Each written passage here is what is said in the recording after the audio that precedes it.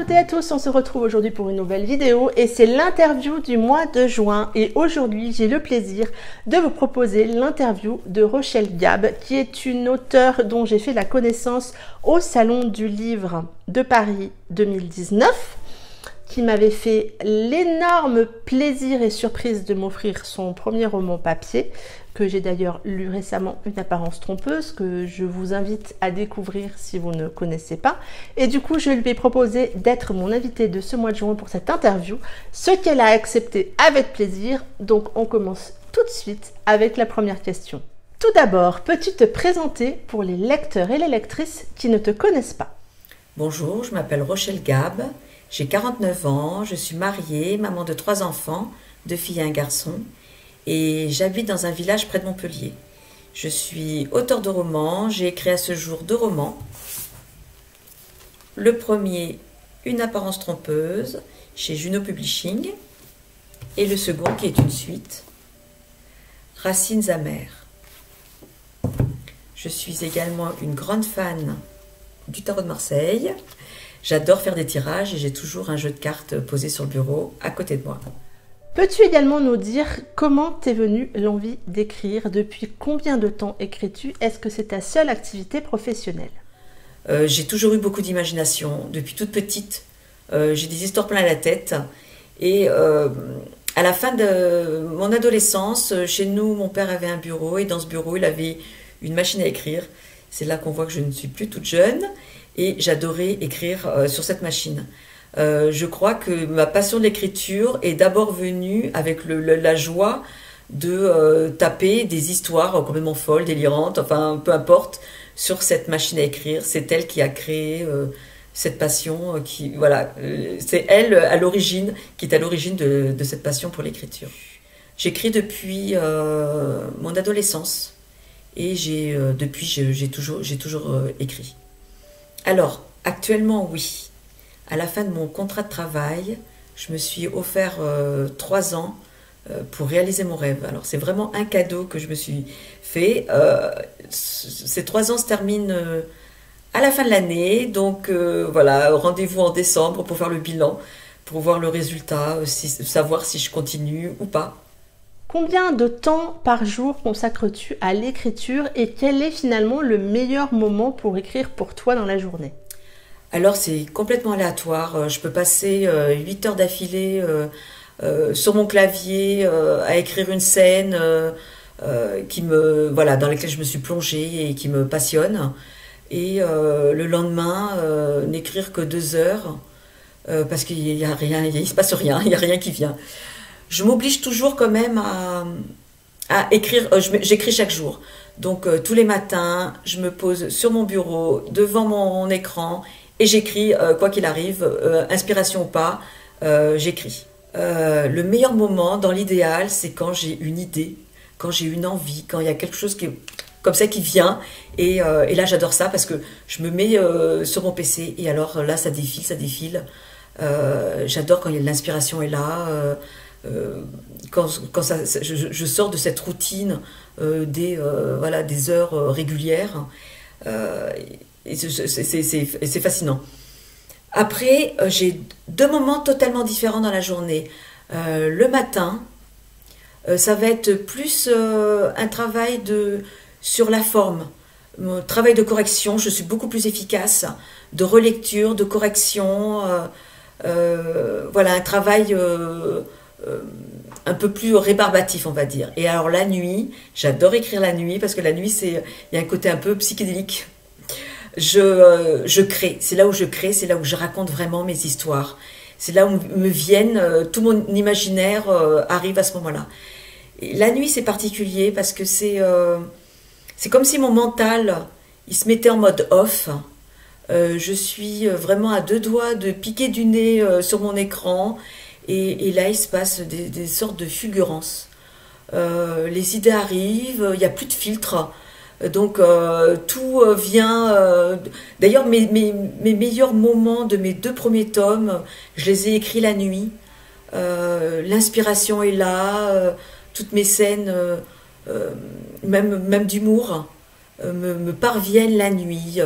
C'est un moment très particulier quand la conscience baisse, que mon mental est parti se coucher, il est parti loin, il est plus là, et d'un coup il n'y a plus de filtre, c'est ça en fait, c'est vraiment ça, et là tout peut arriver.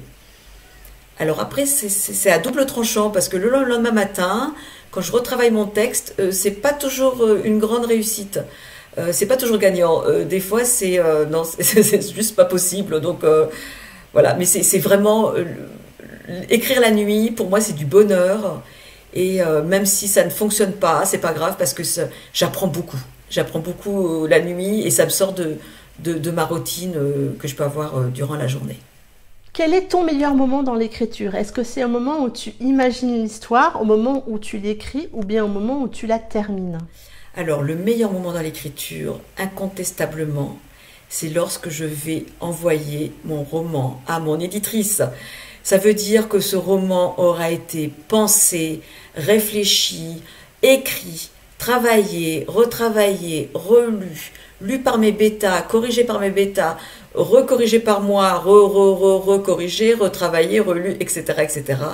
Et là, j'arrive au moment où il est proche de ce que je veux qu'il soit. Donc je l'envoie à mon éditrice. Je sais qu'il me reste 2-3 semaines de correction maximum. Donc là, je suis vraiment sur la fin. Et là, c'est juste du bonheur à l'état pur.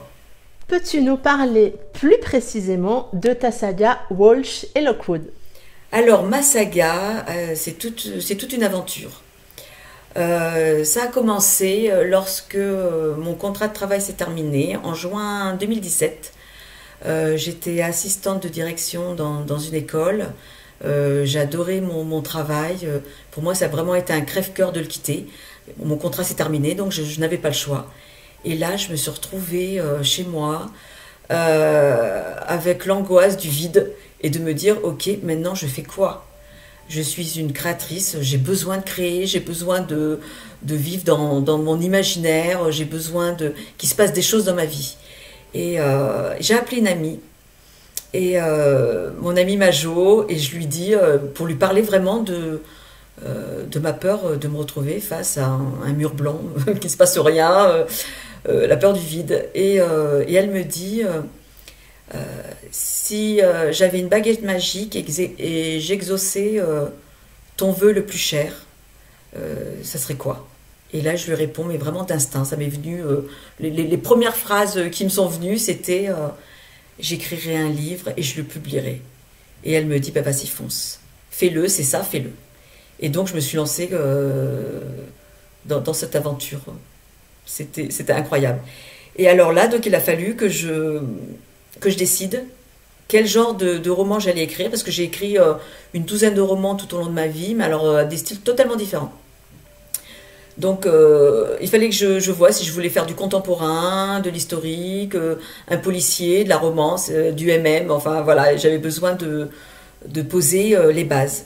Et un jour, j'entre dans le salon, je tombe sur une image des infos, c'était au moment des primaires des élections aux États-Unis.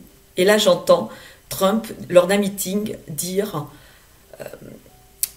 il n'y a pas d'homosexuels au FBI.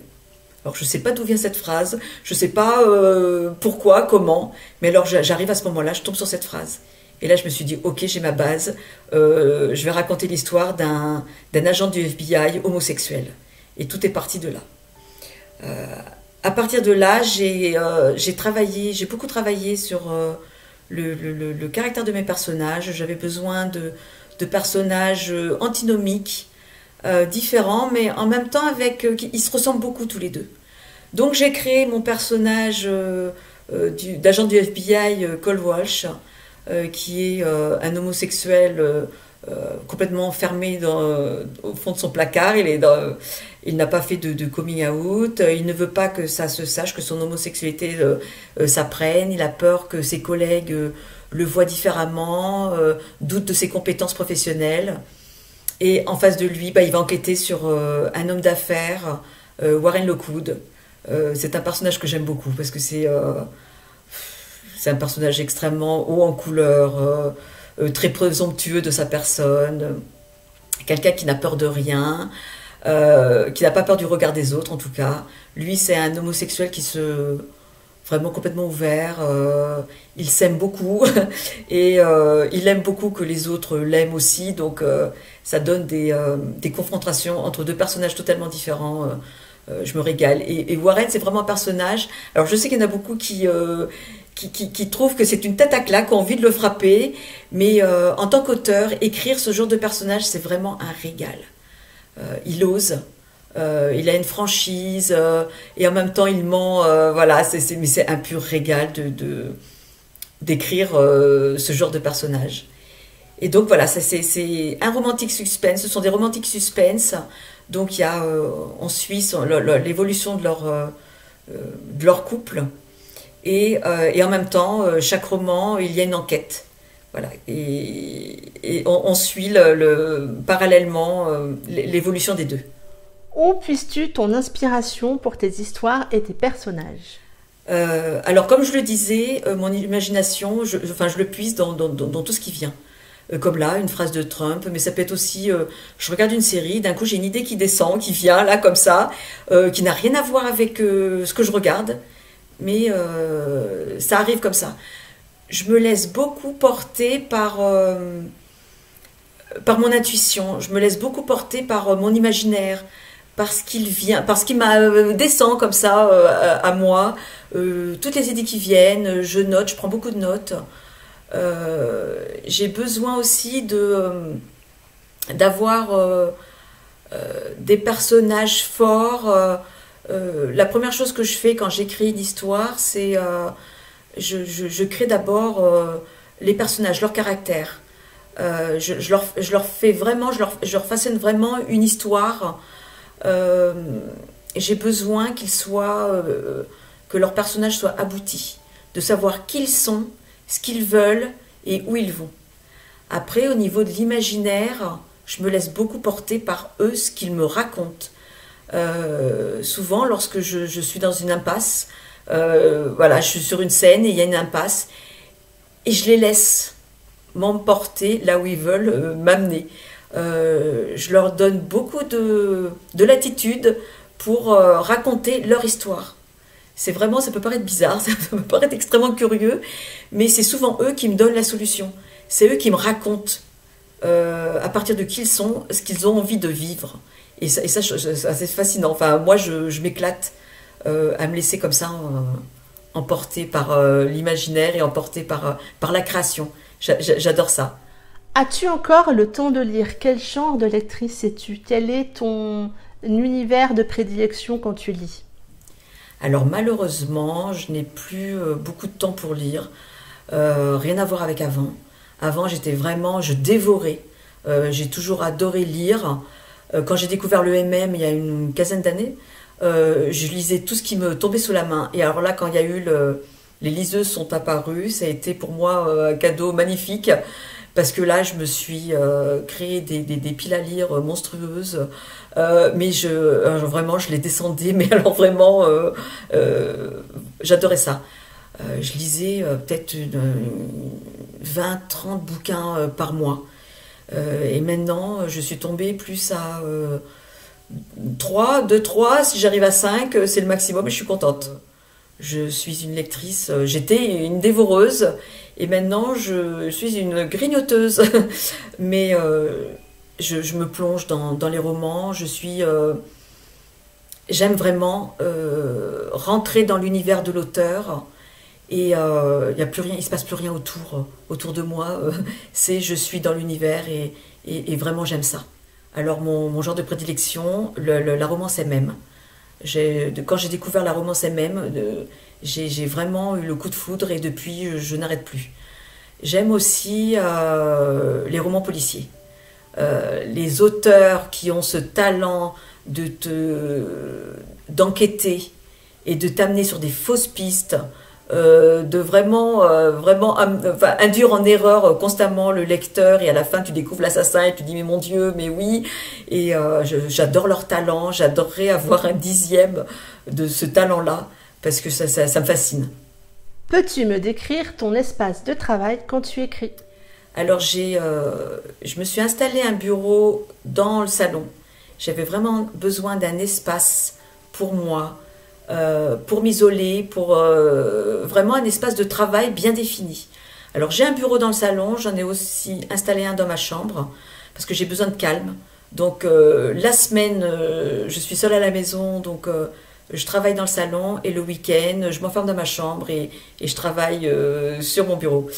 Euh, mon espace de travail, alors c'est toujours un peu bordélique, j'ai beaucoup de choses autour de moi, j'ai besoin, je sais pas, ça m'inspire, d'avoir plein de petits objets comme ça autour de moi, plein de couleurs, j'aime beaucoup.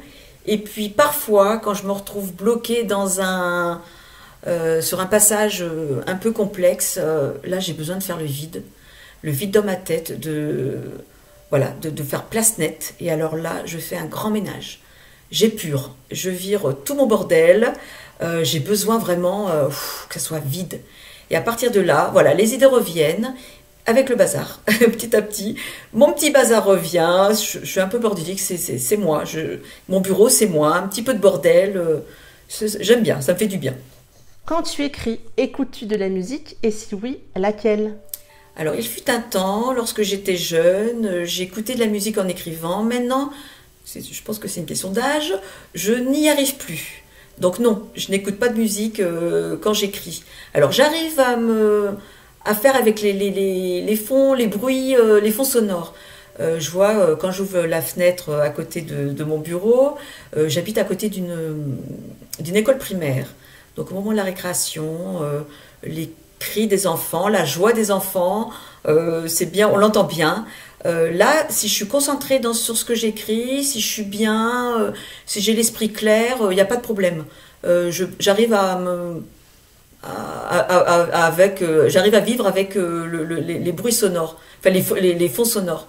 Par contre, il y a des moments où j'ai besoin de calme, d'un calme absolu. J'ai besoin de me concentrer et alors là, le moindre bruit m'indispose. Donc là, je m'isole. Par contre, la musique, alors avant, après, beaucoup. J'adore ça, mais pas pendant. Quelles sont tes prochaines sorties? As-tu un projet en cours? Est-ce que tu peux nous en dire un tout petit peu plus? Alors, en fait, mon deuxième tome, Racines amères, hein, celui-là, donc la suite, est sorti début mai. Donc là, actuellement, je suis en pleine écriture du troisième tome. Donc je n'ai pas de sortie prévue là dans l'immédiat parce que ma sortie vient de se faire. Alors je suis actuellement donc en pleine écriture du troisième tome. Moi je suis l'auteur d'un tome à la fois. J'adorerais savoir écrire plusieurs livres en même temps, mais c'est pas moi, donc je n'y arrive pas, donc je n'insiste plus. Et donc j'espère l'avoir fini en fin d'année.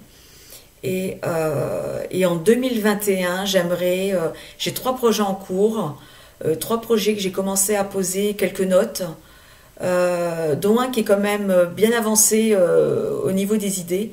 Et j'aimerais écrire autre chose l'année prochaine. Après, j'espère écrire 4 tomes de cette saga. Donc le 4e tome, je pense laisser un peu de temps entre le 3e et le 4e. Le 4e, pour moi, c'est un peu comme la cerise sur le gâteau. Donc j'ai envie de faire d'autres choses, j'ai envie de me donner un peu d'oxygène, d'air, parce que c'est très prenant, c'est 2 personnages très forts, très prenants, très caractériels, et ça me prend beaucoup d'énergie. Et les enquêtes aussi, semer des indices, parsemer mon roman d'indices, semer le doute. Ça me prend beaucoup d'énergie, donc là j'ai envie de faire autre chose avant d'entamer le 4e tome. As-tu des projets de salon ou de festival prochainement? Alors, avec le Covid cette année, ça a été catastrophique. L'année dernière, j'avais fait le salon du livre de Paris. Cette année, j'avais 3 salons de prévus. J'étais super contente, c'était la première fois où c'est pas énorme hein, par rapport à beaucoup d'auteurs, c'est pas grand chose, mais j'avais 3 salons, donc j'étais ravie. Et malheureusement, tout est tombé à l'eau. Donc au niveau de la suite, je n'ai aucune idée de comment ça va se passer. J'adorerais dans l'idéal avoir fini mon tome 3 à la fin de l'année pour le présenter en avant-première au Salon du Livre 2021 à Paris, mais alors c'est absolument pas sûr, je sais pas du tout. Donc je peux pas faire d'annonce, je peux pas me projeter dans quelque chose dont je n'ai pas idée. Donc ça sera la surprise au fil du temps et au fur et à mesure. Là pour le moment, c'est aucune idée. On va maintenant passer au petit portrait chinois. Si tu étais un animal, tu serais? Si j'étais un animal, je serais un chat. Pour moi, les chats ont la vie rêvée. Si tu étais une chanson, tu serais? Si j'étais une chanson, récemment, je suis tombée sur Nina Simone qui reprenait Ne me quitte pas. Et ça m'a bouleversée. Ça m'a fait monter les larmes aux yeux. Vraiment une claque. Et j'ai adoré. Donc si j'étais une chanson, ça serait Ne me quitte pas, chantée par Nina Simone. Si tu étais un roman, tu serais? Alors si j'étais un roman, je serais Nous sommes éternels de Pierrette Fleutiot. Ce roman, quand je l'ai découvert il y a une vingtaine d'années, je suis tombée dessus. C'était un gros pavé, 600 pages. Et je me suis dit, mon Dieu, il est énorme, je vais m'ennuyer. Et pas du tout. Ça a été une grande claque. J'ai plongé dedans, je ne l'ai pas quitté jusqu'au bout. Et même encore aujourd'hui, il est encore en mémoire. Je l'ai encore en mémoire. Et juste une révélation formidable. Je conseille. Nous sommes éternels de Pierrette Fleutiot. Magnifique. Si tu étais un dessert, tu serais? Si j'étais un dessert, je serais tous. Je ne peux pas choisir, c'est pas possible. J'aime tous les desserts. Je suis très sucrée. Mon drame, c'est que je suis aussi très salée. Donc, je le porte un peu sur moi. Hein. Mais bon, si je devais vraiment choisir, ça serait le tiramisu. Parce qu'apparemment, je le réussis plutôt bien. Donc, je vais dire le tiramisu. Mais c'est un crève-cœur pour moi de devoir en choisir un. Si tu étais une boisson, tu serais? Si j'étais une boisson, je serais de l'eau. De l'eau et encore de l'eau. Je carbure à l'eau. Je ne suis pas une fan de jus de fruits, je bois pas du tout d'alcool. Les autres boissons ne m'intéressent pas. De la tisane, en hiver un peu. Mais sinon, de l'eau et de l'eau. Si tu étais un mot, tu serais? Si j'étais un mot, je serais paroxystique. Non, j'aime bien les mots avec des X. Je trouve qu'ils ont une sonorité absolument fabuleuse.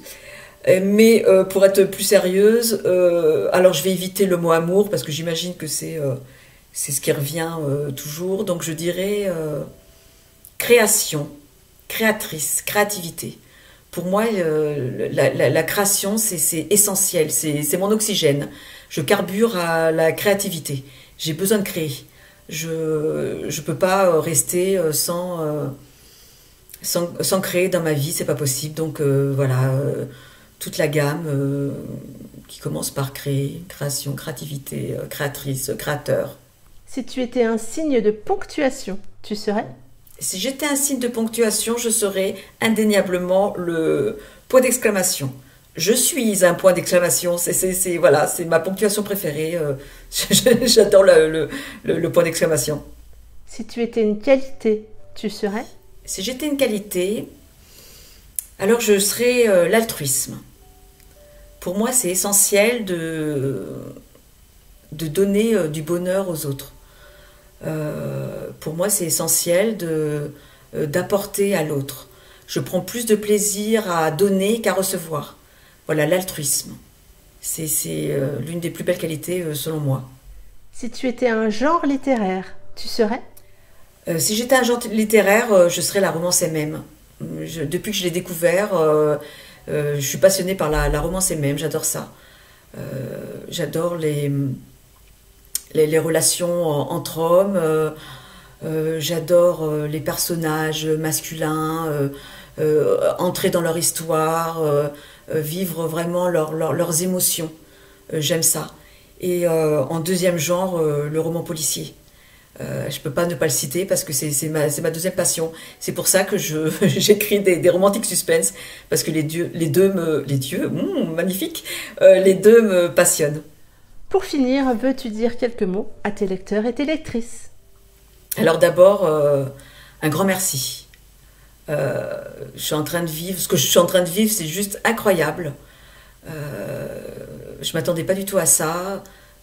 Franchement, je suis hallucinée de voir à quel point les lecteurs et les lectrices sont bienveillants, à quel point tous vos mots, vos messages, vos retours, vos commentaires, vos critiques sont vraiment extrêmement bienveillantes.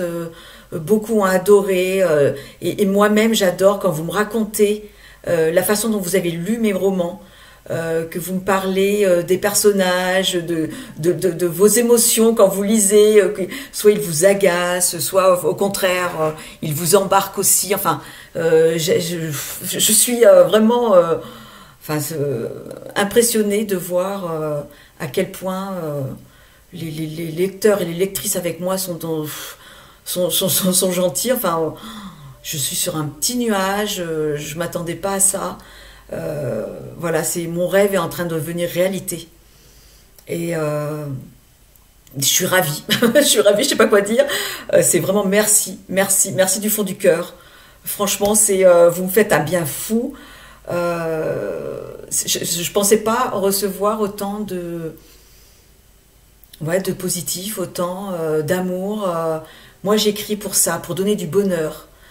J'écris pour faire plaisir. Pour que les gens puissent voyager, s'envoler loin de leur quotidien.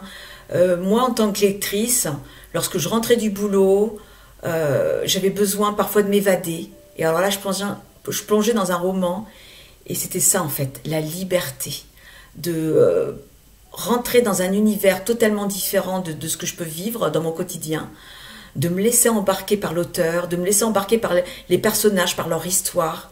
C'est ça que j'aime dans la lecture et c'est ça que j'aime dans l'écriture. Vous embarquez loin de votre quotidien, vous embarquez dans des aventures complètement loufoques, complètement folles, complètement rocambolesques, quelque chose qui sort de l'ordinaire. Et alors lorsque vous me dites que ça a fonctionné, que vous avez oublié les heures, que voilà, les heures ont défilé sans que vous les voyiez, là pour moi c'est gagné. Et alors là, quand je reçois ce genre de message, mais du fond du cœur, mais merci, parce que ça me donne envie de continuer à écrire. Je me dis, mais c'est pour ça que j'écris, donc ça fonctionne. Donc voilà, ça me donne vraiment de l'élan et de me remettre au travail, de bosser dur pour offrir des romans le plus aboutis possible. C'est ça en fait, ce que j'aime, c'est me dire que ce que j'écris va donner du plaisir et du bonheur au moins à une personne. Et là, quand je vois que vous êtes nombreux, voilà, c'est un rêve qui devient une réalité. Alors franchement, merci. Merci du fond du cœur. Et puis à toi, Mumu. Je te l'ai déjà dit, tu le sais. Mais de toutes enfin, je veux dire, tu es une booktubeuse, une chroniqueuse, une lectrice, une blogueuse avec une bienveillance incroyable. Moi, quand je t'ai proposé mon roman pour le lire, je savais, je te l'ai proposé, mais vraiment, sans stress. Parce que je savais que même si tu n'allais pas aimer l'histoire ou le fond, la forme, parce qu'on aime ou on n'aime pas, hein, c'est un genre, voilà, on peut ne pas du tout accrocher à ces histoires. Pour moi, c'est pas du tout un problème. Je savais que tu en parlerais avec une bienveillance infinie, avec vraiment beaucoup de tendresse. Vraiment, tu as ce don de mettre les autrices, de les rendre belles, de rendre leur récit prenant. Quand on t'écoute, on a envie de plonger dans leur univers avec toi. Voilà, c'est comme tu nous ouvres une porte sur leur univers et on a envie de plonger dedans et de voir, de ressentir les émotions que toi, tu as vues et ressenties. C'est vraiment, bravo, tu es vraiment très forte pour ça.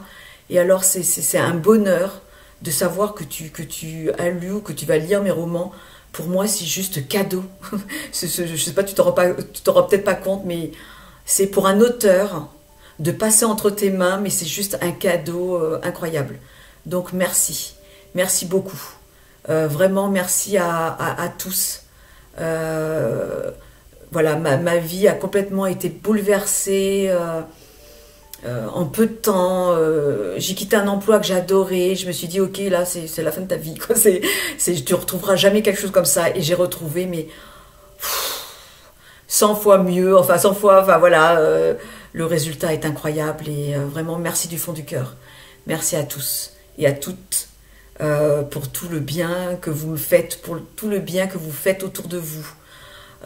Tous ces blogueurs, ces chroniqueurs, enfin tous les amoureux de la lecture, quel que soit le genre de littérature. Mais moi, vous me fascinez, hein. Vous avez un talent pour écrire des chroniques ou pour en parler. Moi, j'ai déjà beaucoup de mal à écrire un résumé de mes propres romans. Une chronique, pour moi, c'est juste l'enfer. Donc, franchement, bravo. Merci. Et voilà, merci à tous, à toutes. Et au plaisir de vous voir très bientôt, j'espère, dans un salon ou sur les réseaux sociaux. Merci, bonne journée, au revoir. C'en est tout pour cette vidéo. J'espère que vous aurez pris autant de plaisir que moi à découvrir les réponses de Rochelle.